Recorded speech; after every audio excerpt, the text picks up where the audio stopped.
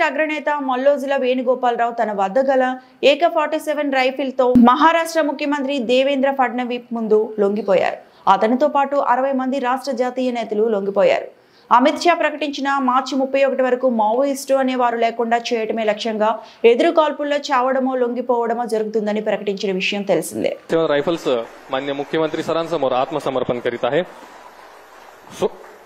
हा मागील 40 वर्षांपासून माओवादी संघटनेमध्ये कार्यरत होता. महाराष्ट्र शासनाच्या एकूण 60 लाख बक्षिसासह सर्व राज्यांमध्ये मिळून भूपती उर्फ सोनू याच्यावर एकूण 5.5 कोटी रुपयांपेक्षा अधिक बक्षीस जाहीर केले होते. आत्मसमर्पणानंतर पुनर्वसनासाठी केंद्र व राज्य शासनाकडून याला एकूण 25 लाख रुपये बक्षीस म्हणून मिळणार आहेत.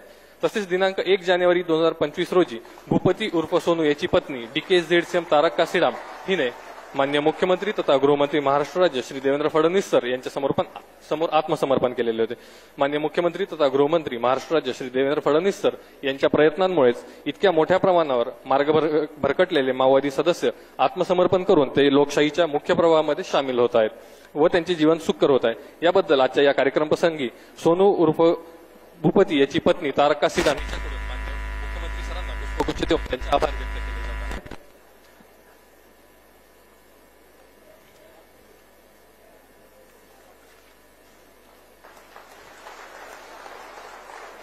यानंतर या संपूर्ण आत्मसमर्पणाच्या कार्यक्रमासाठी विशेष परिश्रम घेणारे अधिकारी व अंमलदार यांना माननीय मुख्यमंत्री तथा गृहमंत्री महाराष्ट्र राज्य श्री देवेंद्र फडणवीस